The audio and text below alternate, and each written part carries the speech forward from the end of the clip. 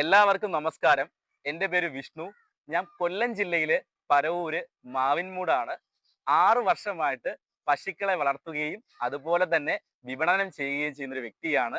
കേരളത്തിലെ ഒട്ടുമിക്ക എല്ലാ കർഷകർക്കും ഞാൻ പശുക്കളെ കൊടുത്തിട്ടുണ്ട്. എല്ലാ ആഴ്ചയിലും ഞായറാഴ്ച ദിവസമാണ് എനിക്കിവിടെ ലോഡ് വരുന്നത്. അപ്പോൾ തന്നെ പശുക്കൾ 2-3 ദിവസം കൊണ്ട് തന്നെ പശുക്കളെ ഞാൻ വിറ്റഴിക്കുന്നുണ്ട്. അപ്പോൾ ഇത് നമ്മുടെ ഈ ആഴ്ചയിൽ വന്ന നല്ല സുന്ദരിയായിട്ടുള്ള നല്ലൊരു ജേഴ്സി പശുവാണ്. കേരളത്തിലെ കർഷകര് നമ്മളടുത്ത് ഒരുപാട് പേര് വിളിച്ചു ചോദിക്കാറുണ്ട്. ഇതുപോലുള്ള പുല്ല ജേഴ്സി എന്നൊക്കെ പറയും, പുല്ല ജേഴ്സി എന്ന് പറയും, ചന്ദനമാരി എന്ന് പറയും. അങ്ങനെ 2 പേരിൽ അറിയപ്പെടുന്ന കേരളത്തിലെ താരമായിട്ടുള്ള ഒരു പശുവാണ്. നമ്പർ 1 പാലിന്റെ കാര്യത്തിൽ ഇവൾ നമ്പർ 1 ആണ്.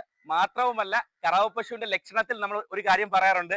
അവരുടെ സ്കിന്ന് നല്ല തോൾക്കട്ടി കുറവായിരിക്കും. കട്ടി കുറവെന്നാണ് ഞാൻ ഉദ്ദേശിക്കുന്നത്. നല്ല കട്ടി കുറവ്, മിനുസമായിട്ടുള്ള സ്കിന്ന്. അതുപോലെ തന്നെ കൊമ്പ് എപ്പോഴും കറസ്പോണ്ടിങ് ആയിരിക്കണം. ഫ്രണ്ട് കുളമ്പിന് കറസ്പോണ്ടിങ് ആയിട്ട് കൊമ്പ് വരികയോ അല്ലെങ്കിൽ തിരുനെറ്റിയിൽ കുഴിവ് വരുന്ന ജേഴ്സി പശുവിന് ഇതുപോലെ ആ തിരുനെറ്റിയിലേക്ക് ഈ കൊമ്പ് ചാഞ്ഞിറങ്ങുന്ന കറസ്പോണ്ടിങ് ഇറങ്ങുന്ന പശുവിന് കറവയിൽ നമ്പർ 1 ആയിരിക്കും. എന്താ ഒരു തലയെടുപ്പാ നമ്മുടെ വിഷ്ണു വി എസ് ഡയറി ഫാമിന്റെ. ഒന്ന് നോക്കിയേ, നല്ല അടിപൊളി, നല്ല പലകക്കൊമ്പുള്ള നല്ലൊരു പശുവാണ്. ഒരുപാട് കസ്റ്റമേഴ്സ് എൻ്റെ അടുത്ത് വിളിച്ചു ചോദിക്കാറുണ്ട്, വിഷ്ണു ഞങ്ങൾക്ക് പലകക്കൊമ്പുള്ള പശു ഉണ്ടെങ്കിൽ കൊണ്ട്. ഈ പലകക്കൊമ്പുള്ള പശുക്കളുടെ പ്രത്യേകത എന്തെന്ന് വെച്ച് കഴിഞ്ഞാല്, ഇങ്ങനെയുള്ള പശുക്കൾക്ക് നല്ല പ്രതിരോധ ശേഷിയാണ്. അതുപോലെ തന്നെ പാല് നല്ല കട്ടിപ്പാലായിരിക്കും. അതുപോലെ തന്നെ നല്ല പ്രതിരോധമുള്ള പശുക്കളുമാണ് ഈ പലകക്കൊമ്പുള്ള പശുക്കൾ. അപ്പം നല്ല ഒരു പലകക്കൊമ്പുള്ള രണ്ടാമത്തെ പ്രസവത്തിൽപ്പെട്ട നല്ല ഒരു ജേഴ്സിയിൽ സിസ് ബ്രൗൺ കയറിയിട്ടുള്ള ഒരു പശുവാണ്. അപ്പോൾ എല്ലാവരും ചോദിക്കും, ഇപ്പോൾ ഇവൾ നിറജനയാണോ അതോ പ്രസവിച്ച കറവ പശുവാണോ? ഇല്ല, ഒരു 3-4 ദിവസം കൊണ്ട് ഈ പശു നല്ലൊരു കുട്ടിയെ പ്രസവിക്കും. കാരണം നിറജനയായിട്ട് നിൽക്കുകയാണ്. മാത്രവുമല്ല, ഈ എരിപൊരിയാണി വെയിലത്ത് എനിക്കൊപ്പം നല്ല ജില്ലായിട്ട് നിൽക്കുക.